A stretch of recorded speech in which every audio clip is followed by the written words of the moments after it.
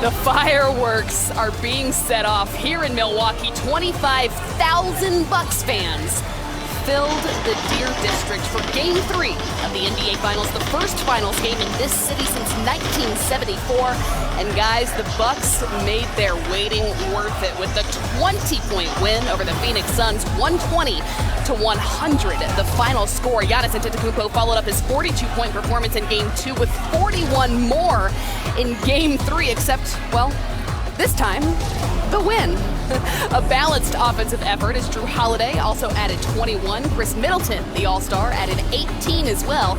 And we're going to break it all down on this post-game show right here on NBA TV, including post-game press conferences from both coaches and players on both sides of the floor, as this series is now 2-1, and the Milwaukee Bucks have protected their home court advantage. Welcome into Milwaukee. This is live at the NBA Finals, brought to you by YouTube TV. I'm Kristen Ledlow, alongside the Hall of Famer, Grant Hill, 3D, Dennis Scott, who has wandered up from the sidelines to sit next to us at the table, and Brendan Haywood is right down there as well. Guys, we've got a lot of fans surrounding this site, and they're all chanting Bucks in 6, and they're listening to what you're saying right now, so why don't we talk a little Giannis, because they're going to want to hear a little something about that guy, G. Yeah, as they should. Giannis just continue with his stellar play, a fantastic performance as you talked about. He's had 11 now games of 30-plus points, 10-plus rebounds in the postseason, the highest since another guy we know, a colleague of ours, Shaquille.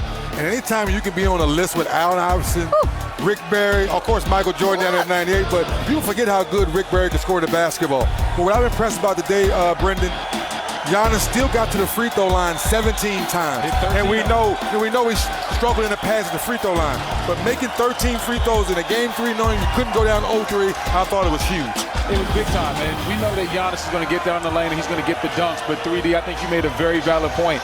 Getting to the line 17 times, hitting 13 of them, and not being afraid to go to the free throw line. On the flip side, if we think back to Philly and some of what went down with them with Ben Simmons, at times we thought he didn't really want to be there. Giannis didn't let the fact that he didn't let his past haunt him. Yep. He said, you know what, I've missed some free throws in the past, but I'm going to stay aggressive because the only way we're going to win this series is if I lead this team. Ahead of this game, Brendan, you said that they were going to need Batman, Robin, and Alfred the Butler as well.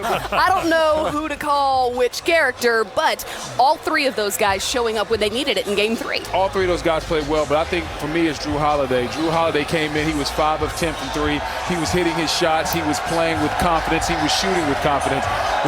In Game 2, he was missing shots, and some of those shots were easy shots. You were seeing him miss layups and stuff, and baskets and transition baskets that he normally makes. I just think he had an off night in Game 2 where he was 7 for 21. He more than made up for that tonight with a stellar performance. The story of the game is Giannis, but let's not forget about Drew Holiday's his contributions. No, I agree with that. Shooting a three-point shot. As you watch the ball game there, after that first shot went down, then the second one, I said, wait a minute, he's made 3 threes in a row. And he figured out a way to have pace on the defensive end where chasing Chris Paul around didn't wear out his legs. That's why he could make shots in the second half. Guys, Bobby Portis is joining us from the court right now. Bobby, your team has now protected home court advantage. Now 2-1 this final series, 3 more games to the title at this point. But as we're all stunned to see this many fans chanting not only the Bucks name, but your name, what was it like to bring the NBA Finals back to Milwaukee for the first time since 1974? Man, it was great, man. Just go out there and compete at the highest level. Coming from where I come from, it's only a dream, and to be here in this sense and just compete at the highest level is great. The crowd support is always great at home, man. They come in, they do the best they can to support us and be loud as they can. So, we always just try to protect home court as best as possible. Yeah, Bobby, what a fantastic game. 11 points, 8 rebounds, and I feel like every time in this postseason when the team needs a win, particularly here at home, you come in with great energy, just great efficiency out there on the floor. What's your thought process going into a big game like this here in Game 3 here tonight? Just be myself. Trust my work, man. Understand you couldn't go down 0-3 tonight. A lot of guys had different voices in it. Obviously, Giannis always starts the game off trying to get us fired up. But I think PJ had the biggest voice at halftime, man, telling us to blow it out, man. There isn't any more we down 2-0. We don't want to go down 3-0. So having, at least 5 more games, ahead of it, or having 5 more chances to play in this NBA Finals, man, we want to give it our all. Knowing that, it's hard to get to this point, and, we're here now, and we're just trying to get it out and just blow the gas tank out, man. Just leave it all out there. And speaking of leaving it all out there, your fearless leader, Giannis, definitely left it all out there. Hey, talk to me about what you saw from his performance and how great he was tonight. Man, his name speaks for itself, man. The Greek Freak, he can do some crazy things out there on the basketball court.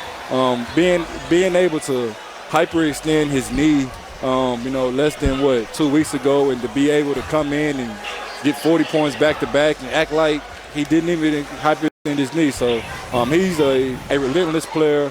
He's a great leader, and it's fun to play with him out there. He's really unselfish, and all you got to do is cut to the hole, and he'll find you. Bobby, you added 11 points and 8 rebounds off the bench. How would you define your role on this team at this point? Just coming in, bringing energy off the bench, being myself, bringing some scoring off the bench, and being who I am. I think the Bucks have done a great job of just letting me be me, and that's, helped me be at peace in life. At this point in my life, I'm just at peace in, my role and my play, and going out there just doing everything I can to, help the team win. And speaking of help the team win, Bobby, how is Coach Bud giving you the freedom and the confidence so when you come off the bench, you can play at a high level? He just, just always instilled in me. When I first got here, he was just on my tail about defense. That was the whole thing at first. And then when I started locking in on that end, everything else started just unlocking for me. And, he has great trust in me. He tells me to shoot the shot with confidence, go out there, just be myself, be who I am. And I think that's just allowed me to, play free and, just trust in myself. Bobby, thanks so much for taking the time to join us. Congratulations on the win. We're looking forward to watching you on Wednesday as well. I appreciate y'all. All right, we'll talk to you soon. God bless. Guys, we've got to get to NBA Twitter first because that is undoubtedly Bobby bringing the energy. We see you, Hawk. We see you.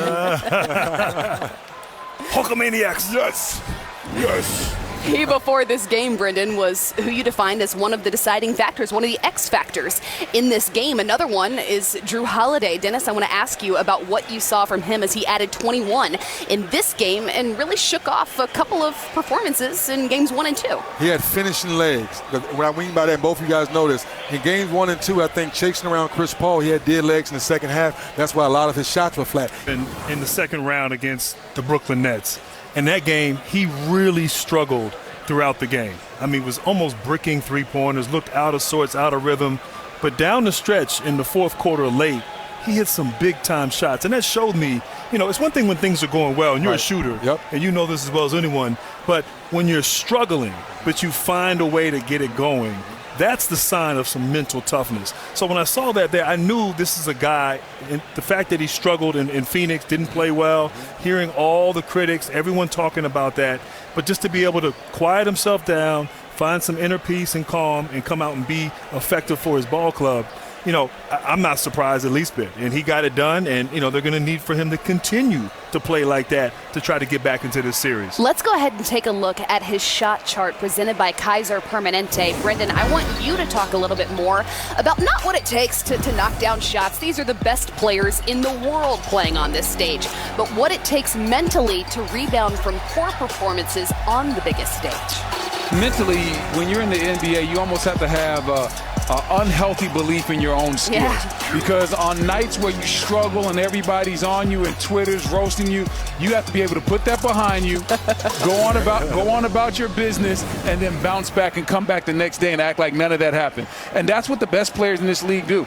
Like, I played with some guys like Gilbert Arenas could miss 10 shots in a row. Next one going in, right? Oh, he's like, all I need to do is see one go in. I'm about to hit 8 in a row. I wish he had played during the Twitter era. Maybe not. But my point is, when you have guys that have high self-confidence, they can go from games where they don't play well. They can have a game or two in a row where they don't play that well. But they're never going to just say, oh, well, I'm going to shy away from the moment, because they always believe in their skill set and they trust their skills. Drew Holiday trusts his skills. Even in game 2, it wasn't like he shied away from the moment. He just didn't play well. He was 7 for 21. Came right back tonight and was shooting those same shots again. And tonight they went down and he was 5 of 10 from 3, and I think 8 to 14 from the field. I just love what you just said there, Brendan. And just sort of from a perspective standpoint, the NBA, you have 300-400 of the best players in the world. And there's a reason why they get to the NBA. And they trust and believe in themselves, whatever that role might be. If you're a shooter, a rebounder, a defender, you have the ultimate confidence in what you do. Sometimes you're up and down, but you believe. And you saw that Drew Holiday came back, bounced back, tremendous effort. Speaking of NBA Twitter, I hear we've got yet another one. Uh-oh. What do you think of that, guys? Okay, I see it. A little bold, perhaps, but let's do At it. least you got the win. At least you got the win tonight. Right You got some more work to do, though. But I'm not mad at him. Say, Oscar was a big guard. Come on. Solid guard. Solid. Yeah.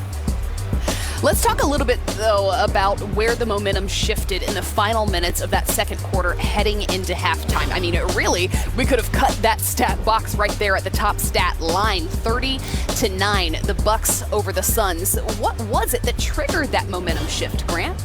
It was energy. I think their defense was obviously spectacular. You know, they were able to just get their shots, knock them down with confidence. We talked about Middleton, his performance in this postseason in Game 3, stepping up with confidence. Right here, extra hustle plays.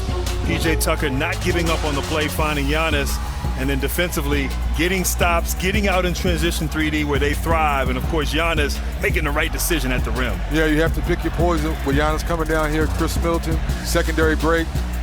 One thing Bud talks about, swing, sharing the basketball, and Drew Holiday. Man, what a great pass. Ball went from one side of the floor back to the other side of the floor for a wide open three, Brendan. Yeah, and then you see Drew Holiday right here pestering Devin Booker, who had probably his worst game of the playoffs, not just the finals. And then you see Drew Holiday with the nice behind-the-back pass, and then sharing is caring.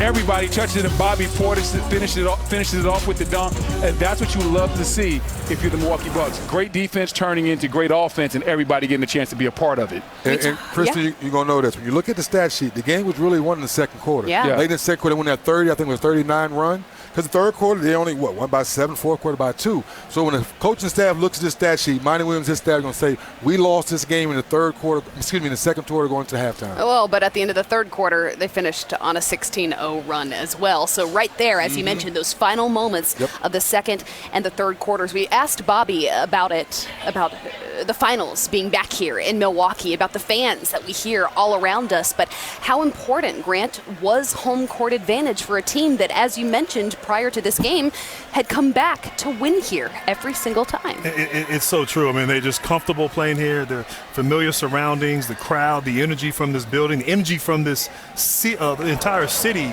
Deer District, everyone cheering them on. And what it does is we know Giannis, wherever Giannis is playing, he's going to play well. Yeah. But it's the others, not just Drew Holiday, Chris Middleton, but it's Lopez, it's Tucker, it's Bobby Portis. Everyone collectively feeling comfortable, playing with confidence, getting back to Milwaukee Bucks basketball. So it couldn't come at a better time for them after they struggled in Phoenix. Wait, speaking of the Deer District, did you bring us back one of those Bucks? They took it out. Someone snatched it. I tried to bring back one for y'all. Someone snatched it. They said, 3D, you don't even drink them. What you tell us? I got to get Grant Chris. And they said, nope. They took it right from me. I'm sorry. Oh, man. I hate to hear that. We may have to send you back out there. She was talking about that hat all game long. All day. I barely watched the game. I was just worried about that. We do, though, have to go. We could send you actually back out to the Deer District because we're going to go now to listen in to Bucks coach. We'll take first question over here on the left side, Eric. For a second straight night, Giannis goes for 40 and 10. Just what did you see from him to kind of put you guys on his shoulders and kind of take you home? He's just doing whatever it takes to help his team, to help us. He's in an aggressive mindset. He always plays that way. But I thought he played with the pass well, made some great reads, found guys, played against the zone. He just did a little bit of everything, offensive boards, put backs. So we need a lot from him, and that's what he does. We had talked a little bit about trying to get more out of Drew or Chris, and it felt like every three Drew hit in the third quarter was just massive. What did you see from him tonight? Yeah, no, I think, there was a little bit of a run that they went on, kind of the early mid-third quarter, and then Drew, and, able to hit a couple threes, get some good looks. I thought Pat got, a couple good looks. Pat got behind the defense in the zone. And, so They made a run. I think Drew was a big part of us being able to kind of get back settled, get in a good spot, and that's what we need. Jim in the middle. Whoa. Hey, Mike. How much of tonight was a build off of game 2 in that, free throw line, limiting them getting a free throw line, points in the paint, turnovers fast? It seemed like a lot of the same emphasis to a degree, but maybe chasing down some of the loose balls. But how much was it of there were things there in game 2 you liked that you wanted to continue into this one? Yeah, I think this group's just about, getting better, improving, learning. And hopefully we did that in game 2. And there's some things, and, you just can't relax on any of that. You can't relax on keeping guys off the free throw line. You can't relax on attacking and getting to the paint. You can't relax in transition defense. I thought P.J. Tucker getting some offensive rebounds, tracking some balls down, playing, moving, screening. So I think, there's just this group, finds a way to win and finds a way to get better. Tim on the right side. Mike, the Suns were able to take control of games 1 and 2 at the final 4 or 5 minutes of the second quarter, got leads going into halftime. You guys are obviously able to do that tonight in reverse. What did you see in that second quarter when you guys were able to sort of take control there of those final 5 or 6 minutes? Yeah, I think a little bit from earlier when we talked about, Drew making some shots, Connaughton, obviously Giannis in attack mode. I thought we were able to get some stops, between those guys making shots, us getting stops, making things hard on them. It's just those runs, they made one at us, and then we finished the quarter with one on them. And how much you guys have talked a lot over the past couple of days about the experience of being down against Brooklyn and being down at other points in these playoffs. Do you think that kind of came through in that first half when you guys were down a little bit there and didn't ever panic or get unsettled?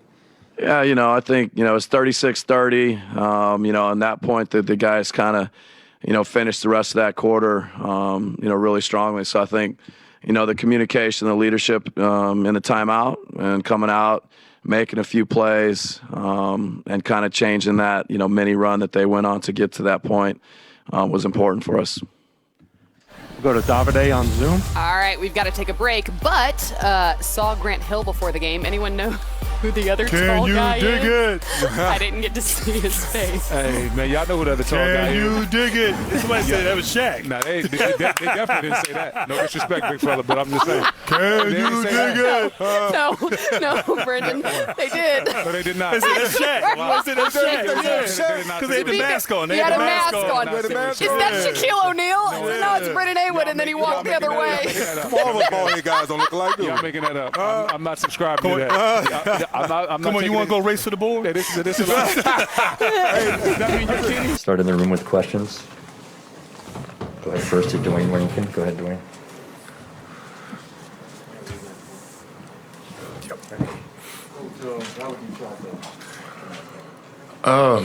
There's a lot of ways you can spin it, but they played with a great deal of aggression for longer stretches than we did. And we knew it was coming. We did not respond to it well tonight, especially in the second and third quarters. And the turnovers certainly hurt us, points in the paint, everything we've been talking about the whole series. So it was a tough lesson for us to learn. What was coming, but just didn't do enough consistently to withstand their attacking the paint, whether it was penetration, offensive rebounding, and then we gave them so many possessions. So we lost a shot, and then they scored off of it. So it was a double whammy. Arm around Devin at the end of the third. What was the message you was trying to get to him? Right? Just, talking to him about the game, the kind of force we have to play with, just normal stuff. This is one of those games that you typically, in NBA speak, say flush it, but you can't. In the finals, we got to watch the film and learn and, get back to playing our kind of basketball consistently. We saw it in spurts, but we just didn't have enough of it tonight to hold them off and maintain any level of consistency. Usually when we play with a great deal of force and edge, the consistency follows. We just weren't consistent with that tonight. Second row in the middle to Gina. Monty, DeAndre had a terrific first half and then struggled with the foul trouble in the second half. Just given the state of your front court with injuries and stuff, just how much more of a bind does that put you guys in when he can't be out there for those extended times? Yeah, it does. I mean, but that's going to happen. I'm not going to get into the complaining publicly about fouls. Just not going to do that. But you can look, we had 16 free throws tonight. One person had 17. So, DA we got to learn from that. We got to beat guys to the spot, and he'll grow from this. I promise you he will. Go to Kellen. Hey, Monty, when you look at second chance points, fast break points, points off turnovers, is that where you go back to consistency again, just the last 10% of the effort? I mean, you look at, conversely, ours, it's like a tale of two cities. You know what I'm saying? They, so many points in the paint, but plus 14, but the second chance points, that was a struggle for us. And we know that's what they want to do. So we got to come up with the 50-50 balls. We got to box out better. That's on us. We can't blame anybody else for that. That's us. With Frank getting in there, was that the main reason, just the interior presence? We needed some size, for sure. We needed some size in the paint, rebounding. And, offensively, Frank does move the ball from side to side. I didn't see enough of that tonight. When the ball moved from side to side or we got 2 or 3 passes, the offense looked like it had some type of flow, but we just didn't have enough of that. Front row to Mark. Go ahead, please, Mark. Monty, I know it's a different series, but what can you guys draw from earlier in the playoffs when you bounced back, after trailing 2-1 to the Lakers, not closing out in Game 5? What sort of things can you take from those situations applied moving forward? I think we know that we have to play with an unreal amount of aggression and energy for 48 minutes. That's the deal. And all of our guys know that we didn't. And we've had this happen to us before in the playoffs. And so I expect our guys to bounce back. Second row on the left to Jovan. Hey, Monty, you guys had that run in the third where you got it to 4, and then from that point on, they closed the third on a 24-6 run. What kind of happened in that stretch that kind of blew the game open? Yeah, I have to look at the film, but it looked like we lost a few guys. Drew hit some shots, just from my recollection, and we were not able to sustain any flow on offense. The ball got a bit stagnant, but we were taking the ball out of the net and playing against their set defense. I think Drew got loose a little bit. We went under on his screen, and then he just hit some tough threes. Other than that, I have to look at the film to give you a better answer. Let's look at a little bit of that film now. Brendan, let's talk about DeAndre Ayton, a guy whose emergence has been all incredibly impressive this postseason thus far. He added 18 and 9 in the loss, but what was it that was working so well for him, especially inside, especially early in this game? Well, in the first half, he started out getting confidence. They were switching screen and rolls. There were a couple of times he's able to flash 2 feet right in front of the basket and get a couple of easy jump hooks. He always gets out, runs in transition, does whatever he needs to do. You see DeAndre Ayton right here? Hey, listen, he's not standing behind that three-point line. He's going right down the lane, and he's going to finish with his left hand right there, even though Giannis is right there. This time, no, he's not popping back. He's getting right to his comfort area, and if you don't press into him, he can knock down this 15-foot jumper in his sleep. Sets a good pick. Then he goes and rolls right to the basket. If that weak side defender doesn't come over there, we already know what Ayton's going to do. He's going to finish with authority. Watch out, Brook Lopez. Watch your head. Now, once again, he has a small on. Pat Connaughton's inside. Shaq would say, barbecue chicken. Real quick, gets to his jump hook. And then we have him inside again, realizing, hey, that's Drew Holiday on me. I'm 7 feet tall. Know what I'm going to do? Stand right in front of the basket and go to work. He was able to take advantage of mismatches in the first half. And even right here where he has Giannis, he says, okay, I'm going to face him up. And, hey, I know Greek Freak has a Defensive Player of the Year award trophy at his house, but I'm going to go ahead and show him this jumper real quick. Leave it. Leave it. I know you like that 3D. That's the mid-range version of big man shooter's paradise. Yeah, I like but the it. fact of the matter was, in the first half, DeAndre Ayton was very aggressive, and whether it was 15-foot jump shots, rolling, or it was just sealing smaller players on the inside, he made his presence felt. I think the fact that he got in some foul trouble and wasn't able to sustain that really hurt the Phoenix Suns tonight on a night where Devin Booker obviously didn't have his best game. But also, Brendan, you can't be upset about fans walking by and thinking that you're Shaquille Nobody O'Neal thinks I'm Shaq, man. with a Stop mask it. on when you do such a dead-on impression. I thought it was him, too. All right. Nobody thinks I'm Shaq. It's been a custom scene for me in the Let's playoffs. listen to Devin, and then we'll get What back do you on that. make of your performance? Wasn't well, obviously. But, there's nights like that, and, the most important part to me is winning the game, and we didn't do that. So, I'm more frustrated about that. But we have a few days off here. We're going to get back right. We're going to go over film and be ready Wednesday. Kellen, right here in the second row. Hey, Book, you guys have had off shooting nights before, but losing the 50-50 battle, which Jay said you guys did to that extent, is just really unlike you guys. What's been the key to your guys' success there all year, and how do you get back to that? Just regroup, refocus, go over film, and respond. We're on the road, and, we have to come in with the energy and effort. Like you said, the 50-50 balls, the offensive rebounds, protect the paint, just the details that we talked about. Come on, 3. Details that we talked about. But, that's what the playoffs is. That's why it's a series, and, we have some room for improvement. Go to Mark in the second row. Go ahead, Mark. The first row, sorry. Go ahead. Hey, Devin and Chris, what do you guys take away from your track record this postseason, responding well to adversity, after trailing against the Lakers, not closing out right away against the Clippers, and how can that apply to this series moving forward? Say, just like I said, it's a series, and understanding that, and, understanding it's the NBA Finals, and, I said it after last game, this team's not going to give in. They're going to keep playing all the way through. So we have to bring that same effort, that we had in the first 2 games, and I think we'll be in good shape. Go ahead, the second row on the left. Go to you, Al. This question's for both of you. This was the first time this postseason that DeAndre had 5 fouls in a game. I'm curious, how did his absence in the second half impact you guys with their points in the paint and offensive rebounds? I don't know. I think we got to go back and look at the film. Obviously, they were home. They were very aggressive. Got to the line a lot more than we did, much like game 2. So we got to try to build a wall somehow, some way, and try to limit, the guys from scoring. Second row in the middle to Gina. Go ahead, please.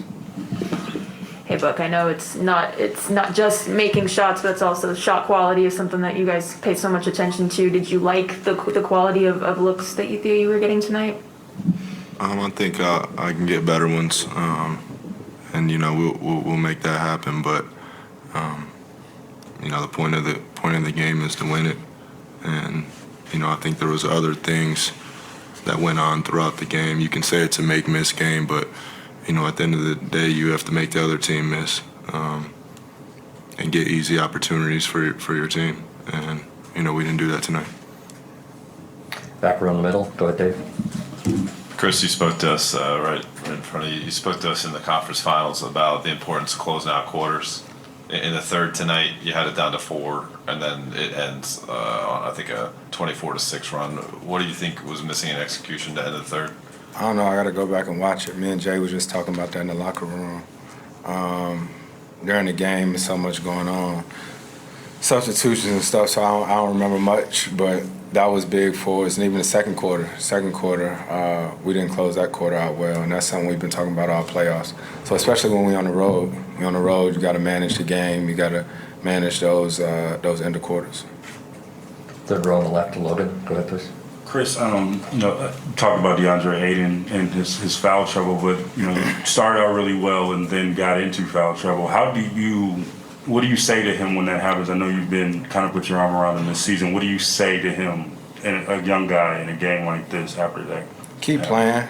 Keep playing. You know, sometimes you're going to get a good whistle. Sometimes you're going to get a bad whistle. But he's playing hard. You know what I mean? That's a talent in itself. And then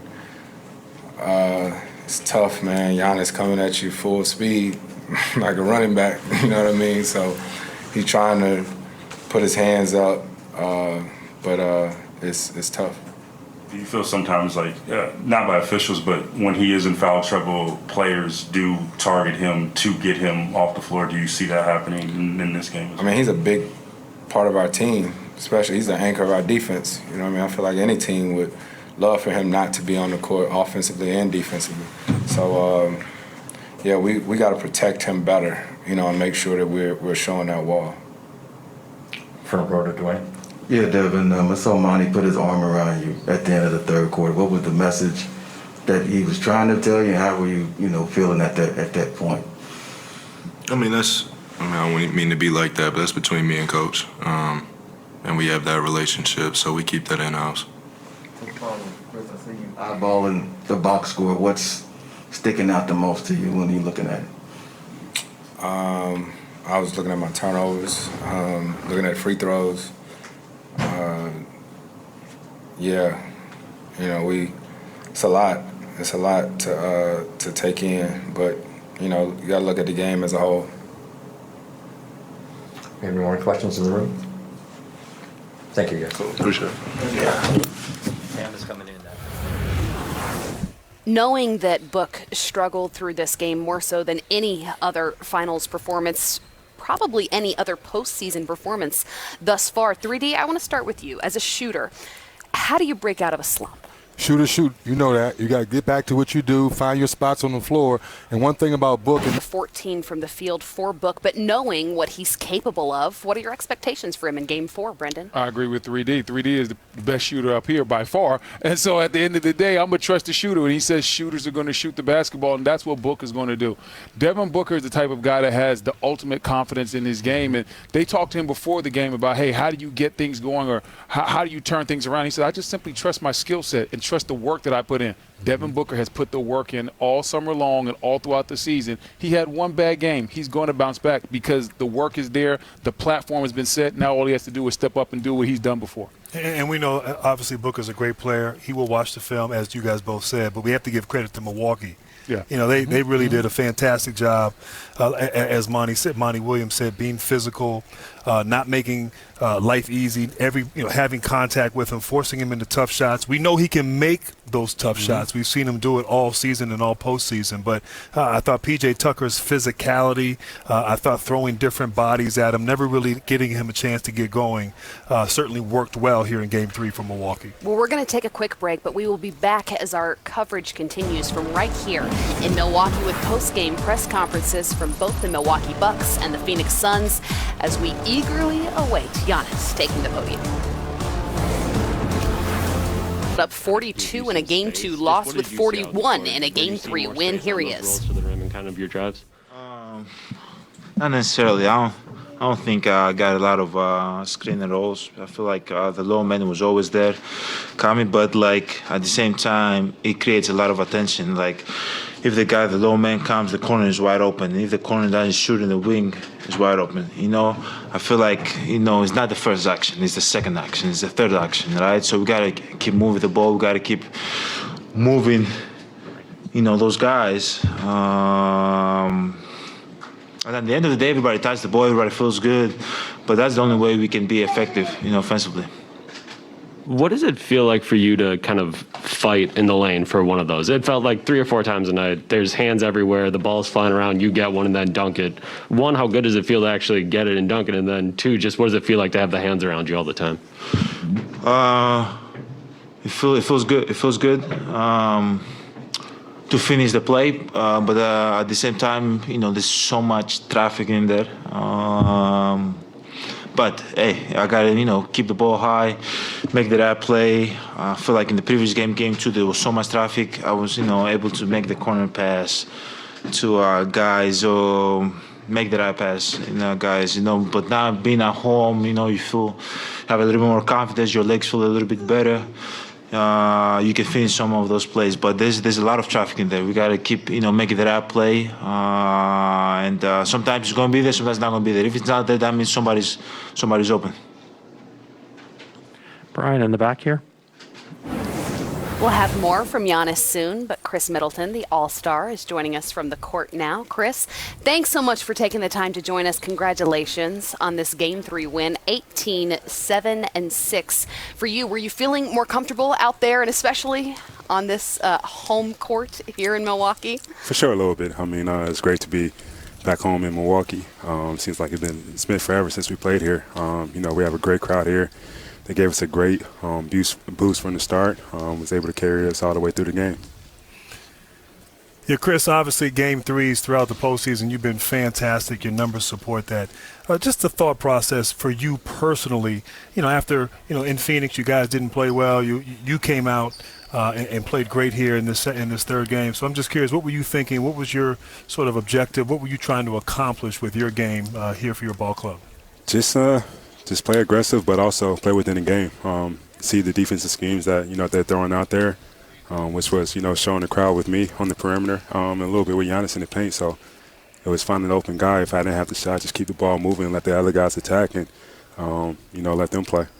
And Chris, every game you need an X factor on your team off the bench. And how big is it for a guy like Bobby Portis to come off the bench and play with so much confidence here in Game 3? It's been huge for us for this whole postseason run. He didn't play much in the Brooklyn series, but the Atlanta series, he was a big help for us. Miami, and then tonight he showed, what he's worth. A guy that could come off the bench and, put up buckets, get the crowd going, give us energy, rebounds, a little bit of everything. Chris, you guys tonight had 28 assists to only 9 turnovers. Was that something the coaching staff really talked about, making sure that ball found a lot more energy? For sure. Like I said, just moving the ball from one side to the other, letting the other guys attack it. We didn't have it initially. Drew did a great job of, once we swung it to him, he's driving it again, attacking, finding open areas in the paint to, get his shot off or get other guys open looks. And we all witnessed it, but from way up here, what was it like to play alongside Giannis when he puts up a performance like he did tonight? He's been doing this since I've been here. And now it's just on the biggest stage where everybody's able to notice. He's a guy, extremely smart, but he also knows that he draws so much of a crowd inside that paint. He's still able to finish through and ones, and then, sometimes every now and then he kicks it out to our three-point shooters. And we just try to make it easy for him. Get him near the basket, give him space whenever he wants it, and let him dominate. And, Chris, you talked about a shoot, but when you don't shoot the ball well in Game 2, you have 2 days off. What goes through your mind, and do you get up extra shots to get your rhythm back? Yeah, sometimes. I think I took more of a mental day. The last 2 days have been a long, grueling season, and postseason run, playing every other day. Sometimes I just need to step away, refresh my mind a little bit. But knowing this morning, what I need to do, and then coming here, going through my pregame routine, getting my shots up, getting to my spots, trying to find a rhythm. That's what it's all about. Just knowing what you need, knowing when you need to step away, knowing when you need to put in extra work. Well, Kristen, one thing we not know about Chris Middleton. And, Chris, we've talked about this in years past. People don't understand the hard work that you put in on those days off, so I'm glad you're able to say it so people understand that you are an all-star, you are a shot maker, and you stepped up big tonight. Appreciate it. Thanks. Chris, thanks so much for taking the time to join us. We'll talk to you soon and see you soon. Yeah, couple of thanks days here in Milwaukee. All right. Let's talk a little bit more about Chris instead of to Chris. How important was it, Dennis, that he was not only effective in this one but efficient? He had to be. And you talked about he wasn't at the hotel because every time he doesn't shoot the ball well, people are ready to throw darts at him. He's not a real all-star. He's not the real Robin. You got to find someone else to go with Giannis.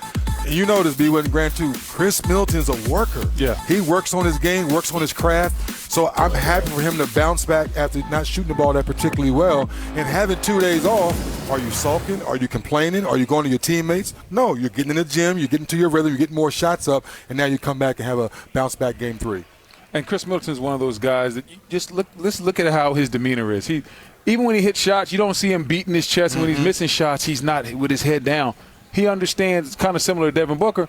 I put the work in. I'm a great shooter. Some nights I'm going to shoot better than others, and I'm not going to let the opinions of others change how I affect and how I go about playing the ball game. So Chris Middleton understands there's some talking heads or there's some people on social media talking trash about him because he didn't play well in the first 2 games, but that's not going to take away from the fact that he's still an all-star, one of the better wing players we have in this league, and tonight he put that on display.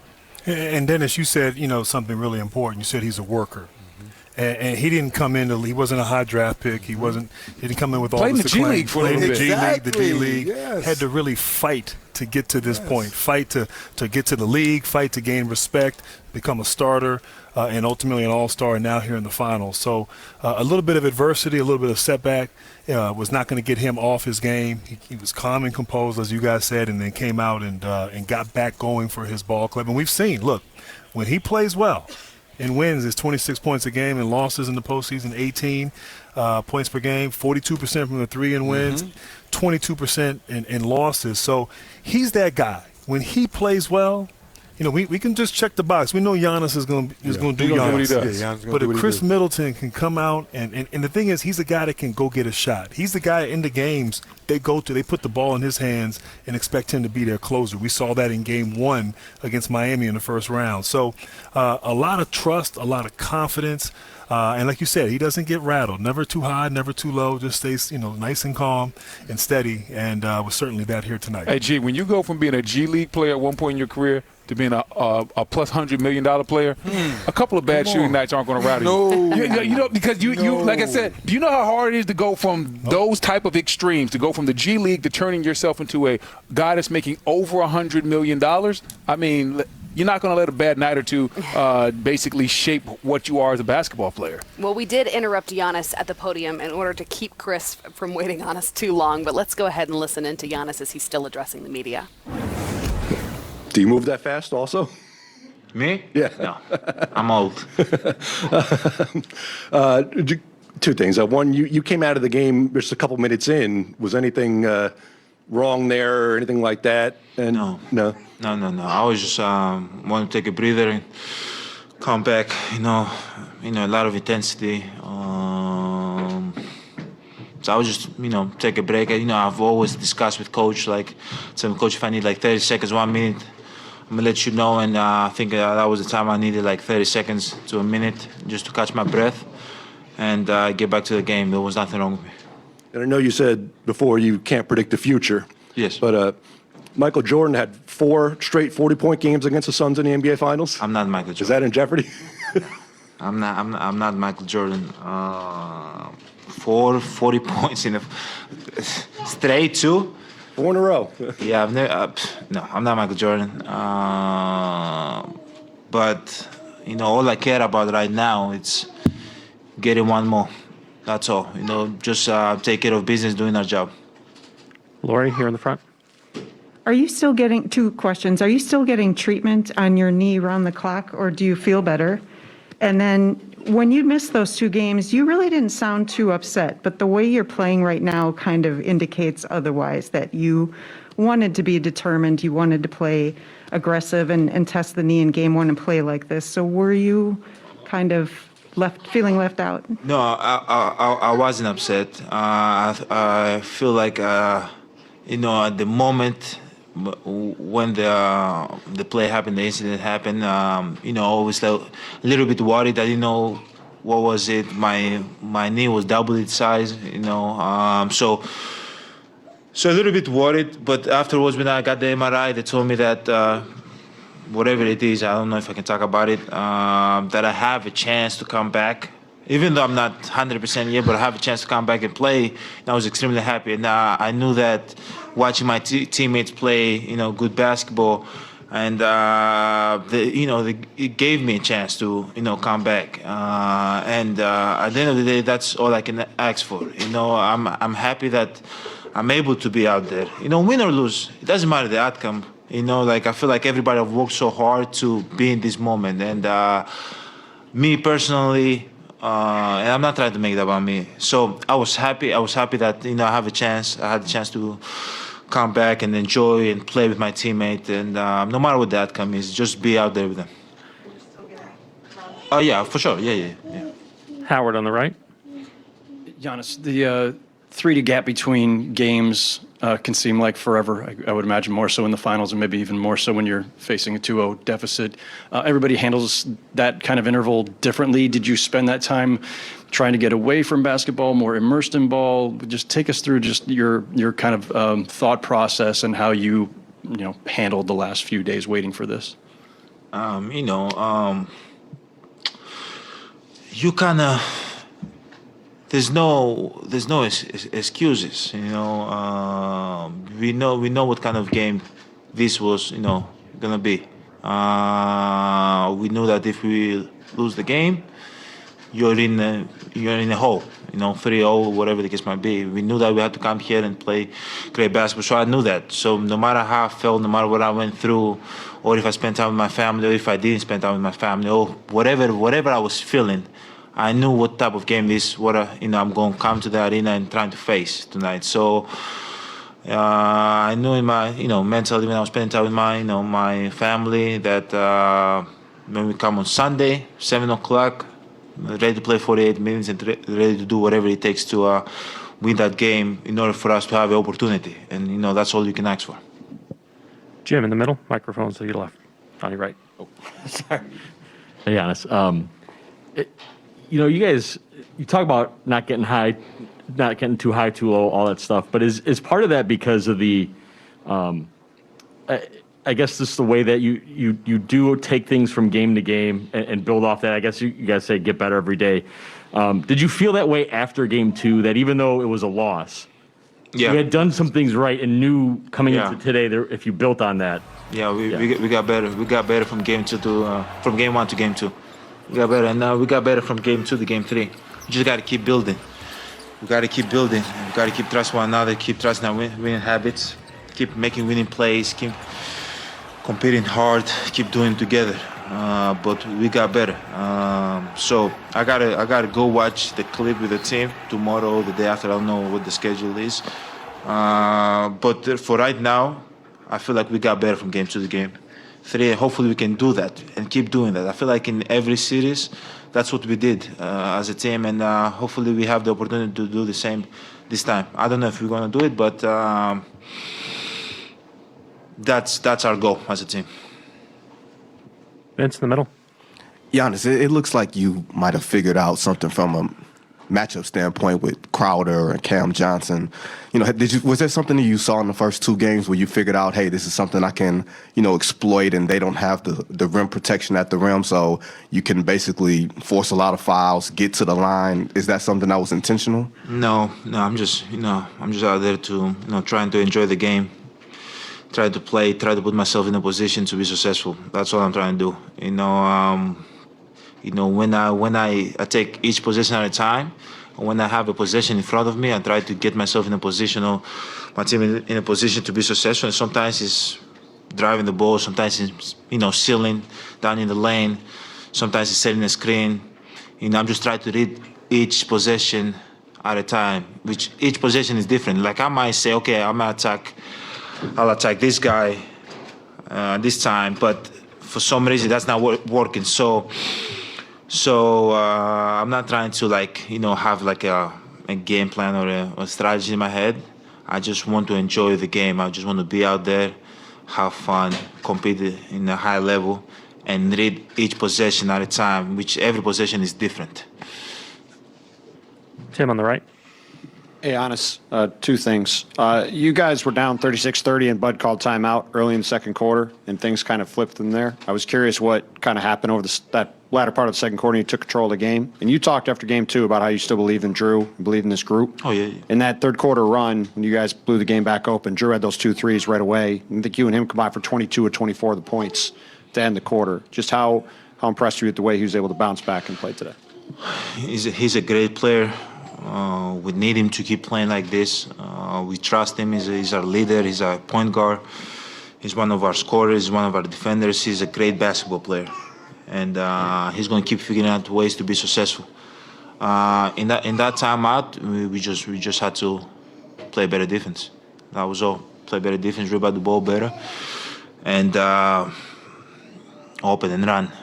Create driving lanes, create space for Chris, create space for Drew. to operate, to get downhill, to get to their spots, to play one-on-one games, so to make the right play. But as for Drew, as I said, he's a great player, and he's going to keep making great plays for us, and we're going to need him throughout the whole series. In that second quarter run, I think had 7 straight points to put you guys ahead. Midway through, I think you had a layup, a dunk, and an and one right in a row. Were you at all trying to be extra aggressive in that stretch to kind of get you guys back in rhythm? No. I just read each possession at a time. Sometimes I'm going to be aggressive for 2 minutes straight. Sometimes I'm not, because the ball is not in my hands. It's Chris is being aggressive at that time, or Drew. So that's why I'm trying to explain that each possession, each time of the game, it's different, and I'm not planning, what I do. I'm just trying to be out there, trying to take it possession at a time, try to enjoy the game, try to make the right play, try to screen, rebound, run, whatever I can do, and that's the mindset I've had my whole career. That's the mindset